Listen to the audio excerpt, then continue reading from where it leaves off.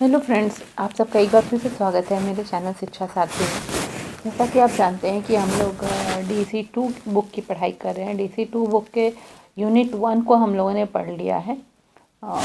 DC2 के जो book के जो ब्लॉक 1 पार्ट है, ब्लॉक 1 का हमने यूनिट 1 यूनिट 2 कंप्लीट कर चुका है। यूनिट 3 के हम लोगों ने 2 पार्ट्स कर चुके हैं, पार्ट 1 पार्ट 2। आज हम लोग ब्लॉक 1 के यूनिट 3 के पार्ट 3 को करेंगे। यहाँ पे हम लोग इंडिकेटर्स ऑफ हेल्थ के बारे में पढ़ रहे हैं, उसके अलग अलग फैक्टर्स के बारे में पढ़ रहे हैं। तो ये जो है बहुत सारा इंडिकेटर्स हमने पढ़ लिया। अभी ये है indicator of social and mental health, उसके बारे में पढ़ेंगे। ठीक है। In the absence of valid, ठीक है। अब है कि बिल्कुल वैलिड या reliable positive indicator of social and mental health नहीं है हम लोग के पास, है ना। कि जो है सोशल और मेंटल हेल्थ, सामाजिक और मानसिक स्वास्थ्य के लिए को मापने के लिए कोई एक भरोसेमंद इंडिकेटर हमारे पास नहीं है। हाँ, और बहुत ही बिल्कुल सही और भरोसेमंद इंडिकेटर हमारे पास नहीं है। ठीक है। तो इसीलिए हम लोग को कुछ ऐसे तरीके अपनाने पड़ते हैं। इन कोई भरोसेमंद और वैलिड इंडिकेटर नहीं है सामाजिक और मानसिक स्वास्थ्य को मापने के लिए। इसीलिए उनके एब्सेंस में हम लोग को ऐसे एस्पेक्ट्स ऑफ हेल्थ को कोई दूसरे चीज़ से मेज़र करना पड़ता है, जैसे कि indicators of social and mental pathology एक टर्म है। ठीक है। उसकी मदद से हम लोग उसको मापना पड़ता है। ठीक है। अब ये जो है indicators of social and mental pathology, इसके में क्या क्या इवेंट्स है, जैसे कि सोशल और मेंटल पैथोलॉजी का इवेंट्स क्या है, जैसे कि सुसाइड है। ठीक है। आत्महत्या करना, होमिसाइड, घर के दूसरे लोगों की हत्या कर देना, जुवेनाइल डेलिंक्वेंसी की 18 वर्ष से कम उम्र में ही क्राइम करना। ठीक है। अल्कोहल एंड ड्रग यूज़, और जो है शराब का सेवन करना या ड्रग्स लेना, रोड ट्रैफिक एक्सीडेंट्स होना, दुर्घटनाएं होना रोड पे स्पीड से गाड़ी चलाते हुए, स्मोक करना। ठीक है। तो ये सब जो है indicators of social and mental pathology है, जिससे कि हम लोग को किसी व्यक्ति का सोशल और मेंटल हेल्थ के बारे में इंडिकेट करता है। जैसे कि फैमिली में वायलेंस होना, फैमिली में हिंसा होना, एक दूसरे को मारपीट करना हो, या फिर battered baby and battered wife syndromes भी इसी में आते हैं, कि जो है बच्चे की देखभाल नहीं हो रही है, बच्चे को मारपीट हो रही है, या स्त्री की मारपीट हो रही है, ये सब इसी में आएगा। तो ये सब सोसाइटी में अगर है, समाज में है, तो वो इंडिकेट करता है कि सोशल और मेंटल हेल्थ जो है जनसंख्या की कैसी है। वो ही इंडिकेटर है, वो सोशल और मेंटल हेल्थ, जनसंख्या की सामाजिक और मानसिक विकास कैसी हो रही है, उनका स्वास्थ्य कैसा है, उससे पता चलता है। ठीक है। जहाँ पे ये सब कुछ ज़्यादा होगा, ये social and mental pathology events ज़्यादा होगा, मतलब कि उस जनसंख्या का जो है सामाजिक और मानसिक विकास जो है, उनका मानसिक स्वास्थ्य ठीक नहीं है। अब आगे आ जाते हैं हम एनवायरमेंटल इंडिकेटर्स के बारे में। तो एनवायरमेंटल इंडिकेटर किसको रेफ़र करता है? Physical and biological environment in which people live and in which diseases occur. अब जो है इसमें पता चलता है कि जो भी फिजिकल और बायोलॉजिकल एनवायरनमेंट है, हमारे आसपास का जो सॉलिड एनवायरनमेंट है, जैसे हवा, ज़मीन, पानी, ये सब है। और बायोलॉजिकल एनवायरनमेंट है हमारे आसपास के जो जीव जंतु है, पेड़ पौधे, पक्षी हैं। ठीक है। उस पूरे वातावरण में जो लोग रहते हैं और उनमें जैसे बीमारियां होती हैं, वो एनवायरमेंटल इंडिकेटर में आएंगे। जैसे कि इसमें क्या क्या आएगा? एयर पोल्यूशन, एयर का प्रदूषित होना, पानी का प्रदूषित होना, रेडिएशन, है ना, चाहे मोबाइल से रेडिएशन हो, टीवी से रेडिएशन हो, कि कहीं रेडियो एक्टिव रेडिएशन हो रहा हो, किरणें आ रही हो ऐसी, या शोर जो है, ये सब भी कुछ एनवायरमेंटल इंडिकेटर में आएगा। ठीक है। इनमें से सबसे यूज़फुल इंडिकेटर वो है जो कि ये मापते हैं कि कितने परसेंटेज ऑफ घरों में सुरक्षित पीने का पानी इनका फैसिलिटी है, कितने परसेंटेज घरों में जो है सैनिटरी फैसिलिटीज, टॉयलेट वगैरह है। ये सब जो मापते हैं वो सब सबसे ज़्यादा इम्पॉर्टेंट होता है एनवायरमेंटल इंडिकेटर में। ठीक है। 100% घरों को सेफ ड्रिंकिंग वाटर देने का ये टारगेट था गवर्नमेंट का 1990 से। वो अभी तक भी कंप्लीट नहीं हो पाया है। 100% घरों को अभी भी सेफ ड्रिंकिंग वाटर नहीं मिलता है। तो ये इन्वायरमेंटल इंडिकेटर है। नेक्स्ट है indicators of quality of life. जैसे जैसे सर्वाइवल रेट इंक्रीज़ कर रहा है, माने कि लोग ज़्यादा समय तक जी पा रहे हैं, तो अब क्या किया जा रहा है, अब किस चीज़ को इम्पोर्टेंस देते, ठीक है जीवन का उम्र तो लंबा हो गया पर क्वालिटी ऑफ लाइफ भी होना चाहिए कि जितने दिन हम जिए पूरा अच्छी क्वालिटी ऑफ जीवन हमारा रहे, अच्छे से जिए, स्वास्थ्य ठीक रहे और किसी चीज़ की कमी ना हो, अच्छे से हम जिए, किसी चीज़ की कमी ना हो मतलब कि रोटी कपड़ा मकान एटलीस्ट मिलता रहे, ठीक है, साफ़ सुरक्षित हवा मिले, साफ़ सुरक्षित पानी मिले। तो क्वालिटी ऑफ लाइफ को मेजर करना बहुत मुश्किल होता है, उसको मापना। एक सिंपल आदमी बोलेगा कि हाँ मुझे रोटी कपड़ा मकान मिल रहा है, मेरा लाइफ ठीक है, मुझे एक अच्छा मैं इनकम कर पा रहा हूँ, घर ठीक से चला पा रहा हूँ, वो ठीक है। दूसरा आदमी बोलेगा मैं सब इनकम वगैरह तो कर रहा हूँ, सब मुझे मिल रहा है पर इतना इनकम में मेरा चल नहीं रहा है, तो मेरा क्वालिटी ऑफ लाइफ ठीक नहीं। तीसरा बोलेगा मुझे एक आलीशान बंगला नहीं है मेरे पास, तो मेरा क्वालिटी ऑफ लाइफ ठीक नहीं है, ठीक है। तो है कि क्वालिटी ऑफ लाइफ को मेजर करना बहुत मुश्किल होता है, ठीक है।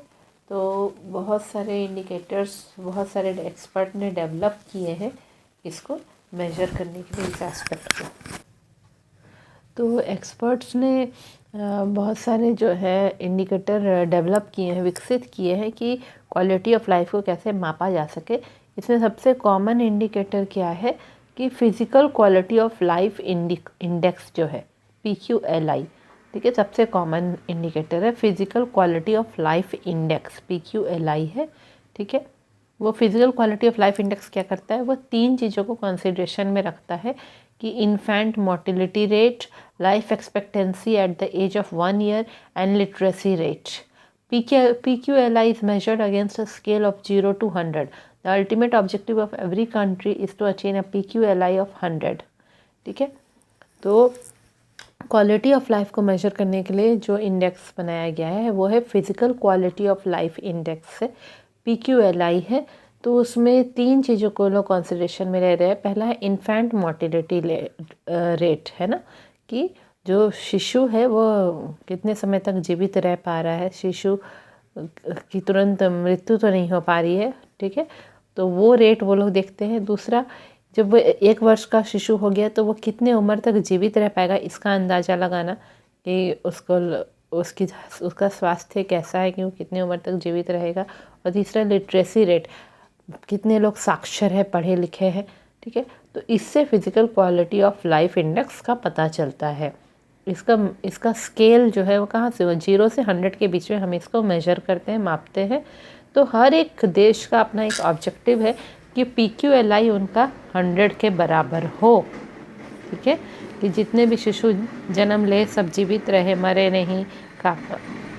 दूसरा, सारे 1 साल के बाद अंदाज़ा लगा सकें हम कि उनकी उम्र कैसी होगी, उनका स्वास्थ्य ठीक रहे इसीलिए, और जो है 100% लोग साक्षर रहे। तो ये है PQLI 100 का है, ठीक है।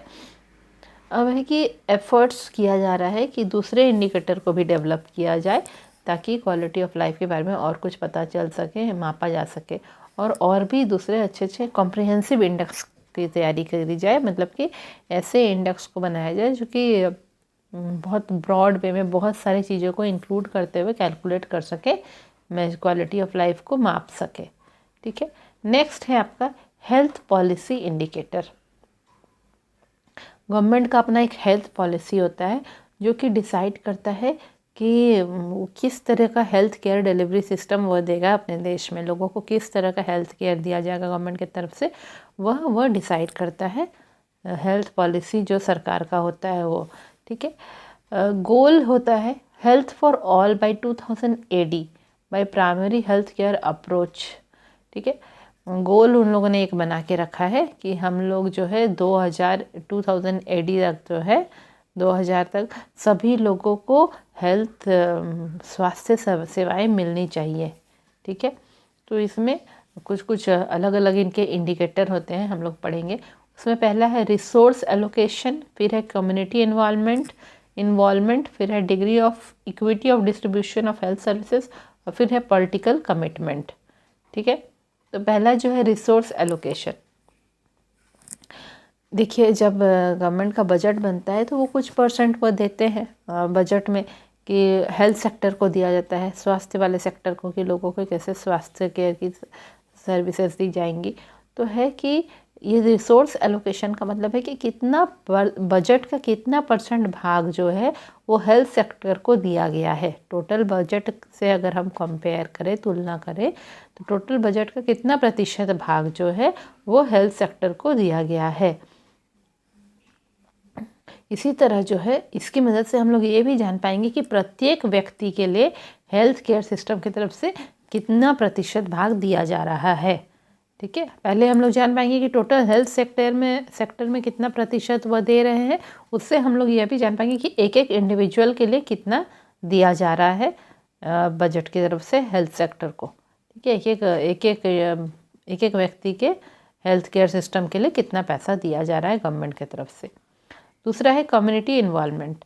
देखिए, प्राइमरी हेल्थ केयर जो कॉन्सेप्ट है कि हाँ प्रारंभिक स्वास्थ्य सेवा सबको मिलनी चाहिए, वो डिपेंड करता है participation of community in the health care planning and delivery system. Community को भी गवर्नमेंट के साथ मिल के ये प्लानिंग करने में कि किस तरह लोगों को स्वास्थ्य की देखभाल होगी और लोगों को कैसे स्वास्थ्य हेल्थ केयर सिस्टम उन तक पहुँचे, स्वास्थ्य संबंधी सेवाएं उन तक कैसे पहुँचे, इसके लिए कम्युनिटी को भी गवर्नमेंट के साथ मिलके काम करना पड़ता है।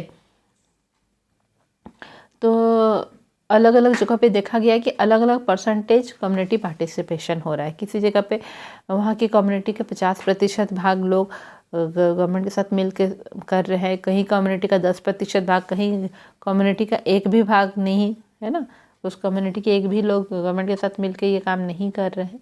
तो अलग अलग परसेंटेज दिखाता है कि कम्युनिटी अलग अलग स्टेज जब है हेल्थ केयर डिलीवरी का, हाँ, जब अलग अलग स्टेज मतलब कि मान लीजिए पहले छोटा हेल्थ केयर सेंटर बना, फिर हॉस्पिटल बन रहा है, फिर बेड्स उसमें आ रहे हैं, तो हर एक समय में कम्युनिटी कितना परसेंटेज अपना भाग दे रहा है गवर्नमेंट के साथ, वह देखा जाता है। ये भी एक इम्पॉर्टेंट इंडिकेटर है कम्युनिटी इन्वॉल्वमेंट का। ठीक है, अब आता है degree of equity of distribution of health care services. इसका मतलब कि जो हेल्थ केयर सर्विसेज गवर्नमेंट की तरफ से दिया जा रहा है या किसी जो भी हेल्थ का सेवाएं दी जा रही है, स्वास्थ्य संबंधी सेवाएं, उसमें degree of equity of distribution क्या है। इसका मतलब है कि सबको बराबर मिल पा रहा है कि नहीं। चाहे कहीं ऐसा तो नहीं हो रहा है कि कुछ एरिया को ज़्यादा अच्छी सेवाएं मिल रही हैं, कुछ एरिया को नहीं मिल रही हैं। ठीक है, ये हाईलाइट करता है कि जितने भी गांव के एरिया है, शहरी एरिया है या हॉस्पिटल बेस्ड एरियाज़ है, शहरी कम्युनिटी के बेस के हिसाब से है हर एक कम्युनिटी में, या फिर हॉस्पिटल के हिसाब से, तो है कि geographical distribution of health care services, मतलब कि हर एक एरिया में हेल्थ केयर सर्विसेज जो है बराबर रूप से दी जा रही है कि नहीं वहाँ की जनसंख्या के हिसाब से। ठीक है, इक्विटी का मतलब है कि संतुलन बना के दिया जा रहा है, बराबर दिया जा रहा है कि नहीं। ठीक है, कि ज्योग्राफिकल डिस्ट्रीब्यूशन मतलब कि एरिया के हिसाब से बराबर डिस्ट्रीब्यूशन हेल्थ सर्विसेज का हो पा रहा है कि नहीं। ठीक है, हर एक एरिया को हेल्थ सर्विसेज मिल पा रहा है कि नहीं, ये इस पे पता चलता है। और पॉलिटिकल कमिटमेंट भी है। ठीक है, गवर्नमेंट की तरफ से अलग अलग कानून बनाए हुए हैं। ठीक है, और गवर्नमेंट का अपना कमिटमेंट भी है, गवर्नमेंट ने वादा भी बहुत सारे जगह पे जो किया है। तो अलग अलग सरकार के लेवल पे हो सकता है, स्टेट लेवल पे राज्य सरकार ने कुछ वादे किए हैं कि मैं इतने गरीबों को मुफ्त ये सेवाएं दूंगा, ये ऑपरेशन उनके लिए मुफ्त होगा। उसी तरह सेंट्रल गवर्नमेंट ने भी कुछ वादे किए, कमिटमेंट किए हैं और नए नए कानून बनाए हैं। वो सब दिखाता है कि गवर्नमेंट के अलग अलग एडमिनिस्ट्रेशन लेवल पे अलग अलग जगह पे गवर्नमेंट जैसे अपना काम चला रही है, उसके अलग अलग लेवल पे किस तरह से स्वास्थ्य संबंधी सेवाएं गवर्नमेंट दे पा रही है लोगों तक, अपने वादों को कितने दूर तक वह पूरा कर पा रही है। ठीक है, अब लास्ट इंडिकेटर जो इसका है सोशियो इकोनॉमिक इंडिकेटर है। तो बहुत सारे सोशियो इकोनॉमिक इंडिकेटर भी हैं, जैसे कि सामाजिक आर्थिक जो इंडिकेटर है वो है कि फूड अवेलेबिलिटी, लोगों को खाना, सभी लोगों को खाना मिल पा रहा है कि नहीं, हाउसिंग, घर मिल पा रहा है कि नहीं रहने के लिए, एडल्ट लिटरेसी, उन सब के लिए जो है जो बुज़ुर्ग हो गए हैं या बड़े लोग हो गए उनको पढ़ने का मौका मिल पा रहा है कि नहीं, वो साक्षर हो पा रहे हैं कि नहीं। फीमेल लिटरेसी, स्त्रियाँ साक्षर हो पा रही हैं कि नहीं। Socio economic status of family, हर एक परिवार का सामाजिक आर्थिक स्टेटस कैसा है, कम से कम मिनिमम वो इतना तो कमा पा रहे हैं कि 2 वक्त की रोटी खा पा रहे हैं कि नहीं। पर कैपिटा इनकम कैसा है, हर एक व्यक्ति कितना इनकम कर पा रहा है, ठीक है। रेट ऑफ पॉपुलेशन इंक्रीज जो है, हर एक व्यक्ति कितना इनकम कर पा रहा है, साथ ही साथ रेट ऑफ पॉपुलेशन इंक्रीज, जनसंख्या कितनी तेज़ी से वृद्धि हो रही है, ठीक है। तो ये सब जो है ये सब के थ्रू भी पता चलता है कि उस समाज का हेल्थ स्टेटस कैसा है, ठीक है। अब ये सारे जो वेरिएबल्स हैं इनको अलग अलग वेटेज दिया जाता है। अलग सोसाइटी में किसी चीज़ को लोग ज़्यादा इंपॉर्टेंस देते हैं, दूसरे सोसाइटी में किसी और चीज़ को इंपॉर्टेंस देते हैं। तो ये सारे इंडिकेटर्स का भी बहुत असर पड़ता है सोसाइटी के हेल्थ स्टेटस के ऊपर, ठीक है। तो ये सारे हम लोग इंडिकेटर्स ऑफ हेल्थ पढ़ लिए, ठीक है। अब हम लोग आगे बढ़ेंगे, हेल्थ सिचुएशन इन इंडिया कैसा है और उसका डेमोग्राफिक प्रोफाइल कैसा है, हेल्थ सिचुएशन इन इंडिया। फिर मोर्टेलिटी प्रोफाइल कैसा है, ठीक है। फिर मॉर्बिडिटी प्रोफाइल के बारे में भी आगे पढ़ेंगे। फिर health care facilities and personal national health policy, health care services.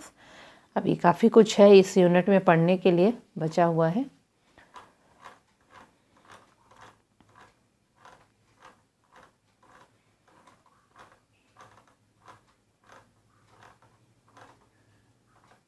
अभी हम लोग पढ़ते हैं हेल्थ सिचुएशन इन इंडिया, ठीक है।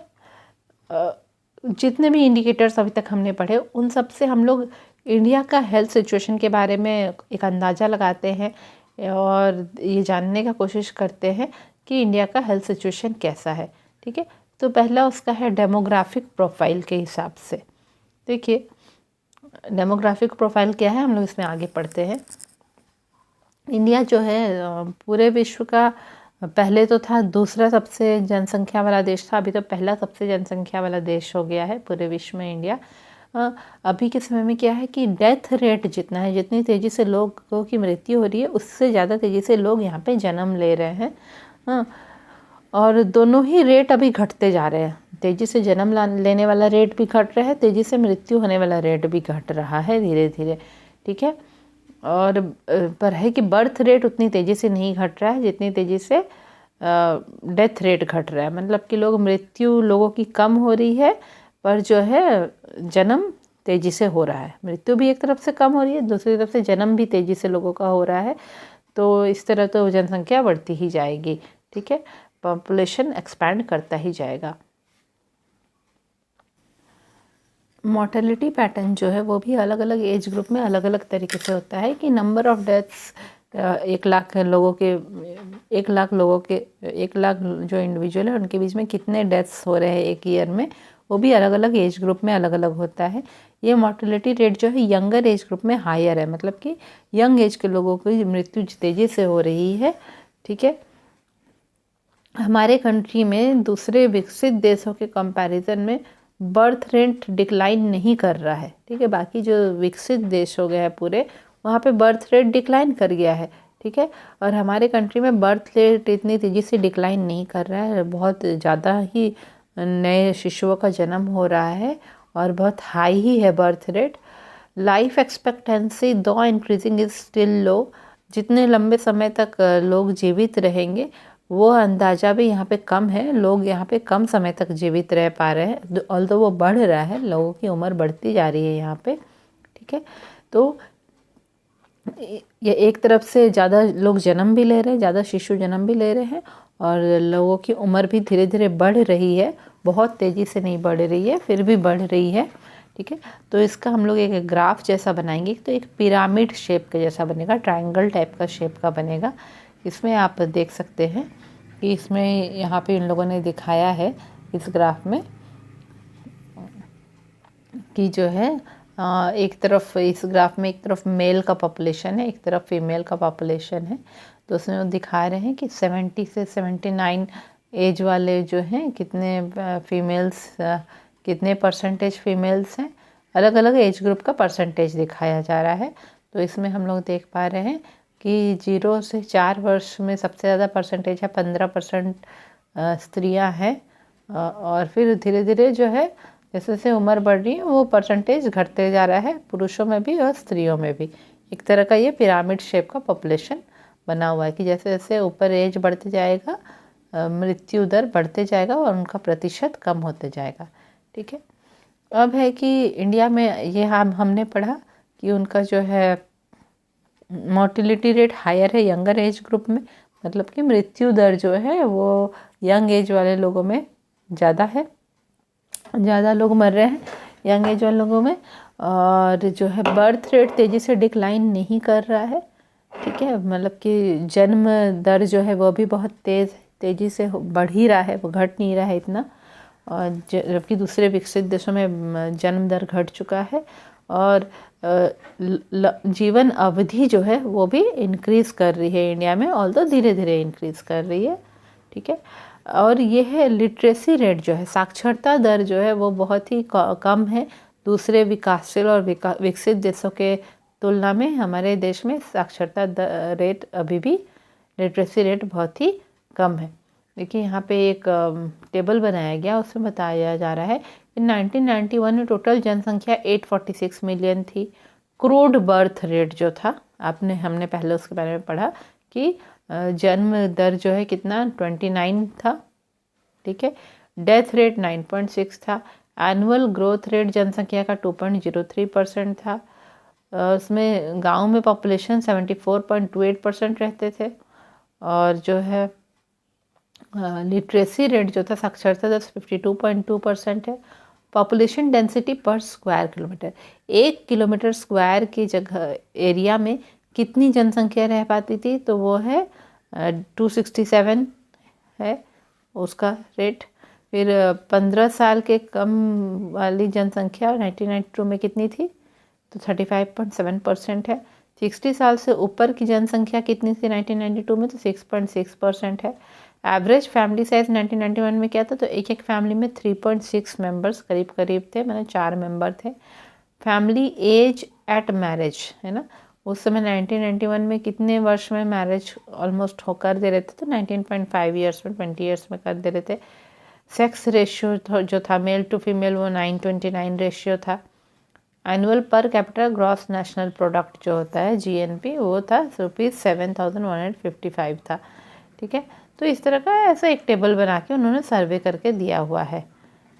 अब आके हम लोग पढ़ते हैं मोर्टेलिटी प्रोफाइल के बारे में। हम लोग पढ़ते हैं कि मोर्टेलिटी प्रोफाइल माने मृत्यु का प्रोफाइल कैसा था। ठीक है, मोर्टेलिटी प्रोफाइल इंडिया में पिछले 10 सालों में बहुत ही समुद्र के जैसा उसमें बदलाव हुआ है, बहुत बड़ा बदलाव हुआ है। ठीक है, ये गोल था कि health for all by 2000 AD है ना, तो 2000 वाले वर्ष तक जो है सबको स्वास्थ्य सेवाएं मिलेंगी।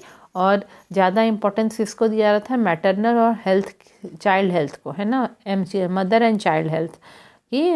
जो माता है और जो अभी गर्भवती माता है और जिन्होंने अभी शिशुओं को जन्म तुरंत दिया है और जो छोटे शिशु है उनके हेल्थ पे ध्यान दिया जा रहा था। ठीक है, तो इसके कारण जो है चाइल्डहुड मोर्टेलिटी और मॉर्बिडिटी में डिक्लाइन हुआ है। मतलब कि जो छोटे बच्चे हैं जिनके मृत्यु दर में कमी आई है, छोटे बच्चे अभी इतनी जल्दी नहीं मृत्यु हो रही है उनकी। मॉर्बिडिटी माने उनके हेल्थ भी अभी ठीक हो रहा है। पहले मॉर्बिडिटी का मतलब इल हेल्थ होता है, तो पहले छोटे शिशुओं का हेल्थ बहुत ख़राब रहता था, स्वास्थ्य बहुत ख़राब रहता था, अभी वो भी ठीक मिल रहा है क्योंकि गवर्नमेंट की तरफ से बहुत सारे प्रोग्राम चलाए गए हैं। ठीक है, और स्पेशली जो है इन्फेंट मोर्टेलिटी रेट जो है, छोटे नवजात शिशुओं की मृत्यु दर में भी बहुत ही घट गया है वो। ठीक है, 1992 में इन्फेंट मोर्टेलिटी रेट, छोटे नवजात शिशुओं की मृत्यु दर 79 था, जबकि 1982 में वह 105 था, है ना। तो इस हिसाब से वो बहुत ही कम है कि पर 1000 जो शिशु जन्म ले रहे हैं उसमें से 105 1982 में मर जा रहे थे, जबकि अभी 1992 में 79 ही शिशु मर रहे हैं। स्टेट वाइज डेटा भी दिया गया 1992 में, तो हमारे कंट्री में देखा गया कि इन्फेंट मोर्टेलिटी रेट लोएस्ट कहाँ था, केरला में, है ना। केरला में पर 1000 बच्चों में 17 बच्चे ही मर रहे थे नवजात शिशु, और सबसे ज़्यादा उड़ीसा में था। 114 बच्चे पर 1000 बच्चों में उनकी मृत्यु हो जा रही थी। कब? 1992 में। इसी तरह life expectancy at birth has increase, ये जो अंदाज़ा लगाया जाता है कि कितने लंबी उम्र होगी जन्म के समय, वो भी बढ़ गई है। स्त्रियों में अंदाज़ा लगाया जाता है कि एवरेज 61.7 ईयर्स तक स्त्रियां जीवित रहेंगी और पुरुष जो है वो 60.6 ईयर्स तक जीवित रहेंगे। 1994 में ये अंदाज़ा लगाया जा रहा था, जबकि 1980 में यह और भी कम था, 54.7 और 54.1 ही था। ठीक है। जो बचपन की बीमारियों के कारण जो मृत्यु होती थी, जैसे कि डायरिया, मीजल्स, और जो छोटे बच्चों का टेटनस होता था, नए जन्मे बच्चों का टेटनस होता था, या जन्म के पहले माता को जो टेटनस हो जाता था, उन सब के कारण भी शिशुओं की जो मृत्यु होती थी वो सब भी बहुत ही कम हो गई है, वो मृत्यु भी कम हो गई है। तो यहाँ पे एक टेबल है आपके बुक में, आप उसको देख सकेंगे कि जो है 1988 का डेटा दिया है कि अलग अलग उम्र की सीमा में गाँव में, शहर में कितनी मृत्यु हो रही थी, उसका वहाँ पे डेटा दिया गया है। ठीक है। अब एक आपका यहाँ पे एक पाई ग्राफ जैसा दिया गया है। पाई ग्राफ में आप देखेंगे यहाँ पे हॉस्पिटल डेथ के बारे में बताया गया है कि हॉस्पिटल में कितने लोगों की मृत्यु हुई थी। तो जो है एक्यूट रेस्पिरेटरी इन्फेक्शन, श्वास की बीमारी के कारण जो है, जो श्वास लेने में दिक्कत होती है, इसके कारण 13% लोग मर गए थे। डायरिया के कारण 16.7% शिशुओं की मृत्यु हुई थी। और जो वैक्सीन प्रिवेंटेबल डिजीजेस है, जो कि वैक्सीन लगाने से शिशुओं की मृत्यु नहीं होती, अगर उन शिशुओं को वैक्सीन किसी को नहीं लगा, उसके कारण 25% शिशु मरे गए थे, की मृत्यु हो गई थी। इसी तरह न्यू नेटल कॉजेस मतलब कि तुरंत जन्म के समय किसी तरह का प्रॉब्लम हुआ था शिशुओं में, या जन्म के पहले माता को कुछ प्रॉब्लम हुआ था, उसके कारण 13% शिशुओं की डेथ हुई थी, या माताओं की डेथ हुई थी, जो भी गए। और दूसरी बीमारियों के कारण 31.3% डेथ हो रही थी। ये यहाँ पे दिखाया गया है। ठीक है। अब आगे आ जाते हैं हम मॉर्बिडिटी प्रोफाइल के बारे में हम लोग देखते हैं।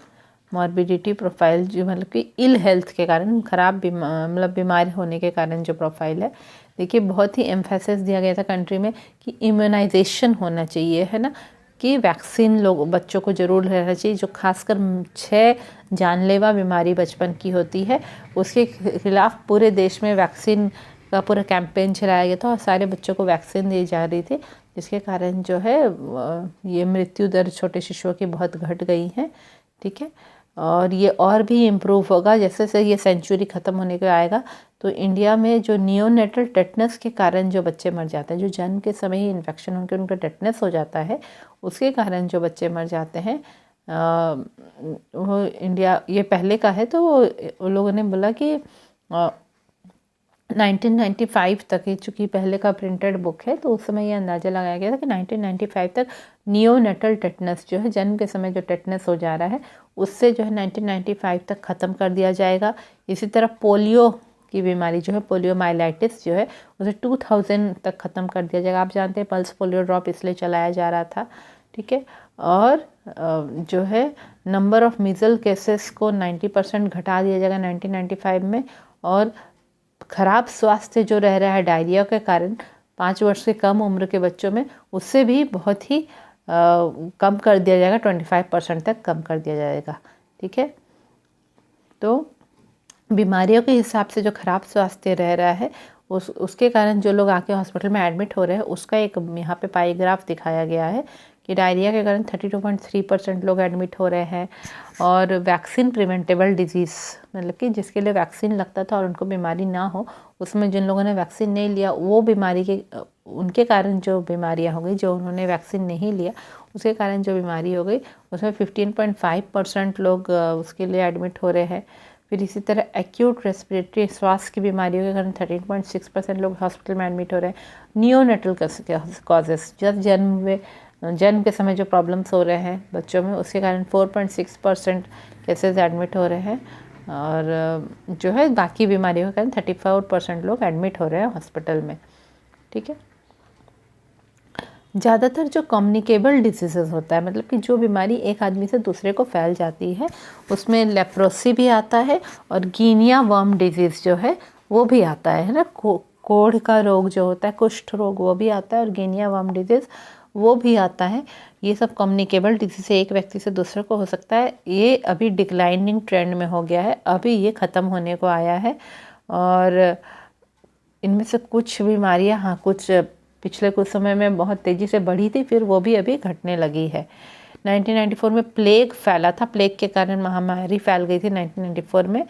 तो उस समय उससे यह पता चला कि नहीं, कम्युनिकेबल डिजीज़ेस जो है एक से जो दूसरे को फैलते हैं, ये वापस आने का भी चांसेस है अगर जो उनसे सुरक्षा के, उनसे बचाव के अगर हम लोग सारे साधन ठीक तरह से नहीं अपनाएं तो वो तरह की कम्युनिकेबल बीमारियां वापस भी आ सकती हैं। ठीक है।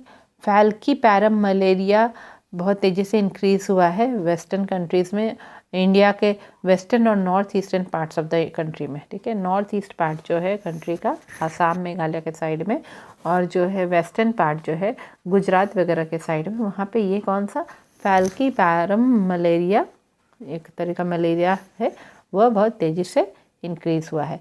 इसी तरह एड्स भी बहुत तेज़ी से बढ़ा है, एड्स की बीमारी, और ट्यूबरक्लोसिस जो है वो अभी दवाओं से बहुत ठीक नहीं हो पा रहा है, वो ड्रग रेजिस्टेंस दिखा रहा है। तो इस तरह की कुछ कुछ बीमारियों के बारे में बताया जा रहा है।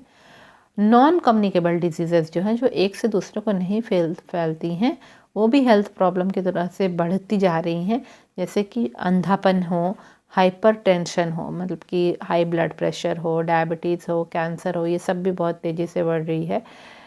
Although universal iodization of salt किया गया, नमक में आयोडीन मिलाना का पूरा मैंडेटरी कर दिया गया, हर तरफ के नमक में नमक आयोडीन मिलाया जा रहा है, तो भी आयोडीन डेफिशिएंसी डिसऑर्डर अभी भी आ रहा है। लोगों में आयोडीन की कमी के कारण बीमारियां हो रही है, वो अभी भी हो रहा है।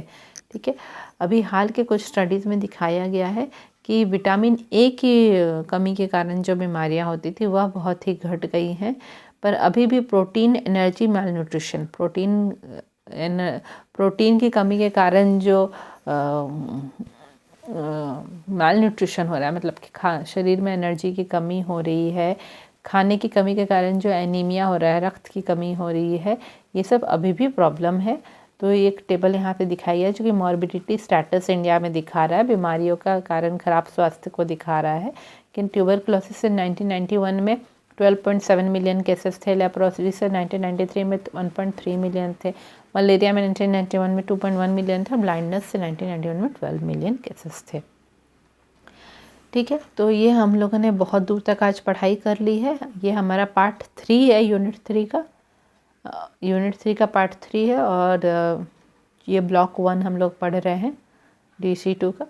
जल्दी हम लोग और एक इसके पार्ट 4 का वीडियो लेके आपके पास आएंगे, उसमें और बहुत सारे टॉपिक्स को हम कवर करेंगे। और ये तो लग नहीं रहा है कि ये पार्ट 4 में ख़त्म हो जाएगा, अभी काफ़ी लंबा है ये यूनिट 3, तो शायद पार्ट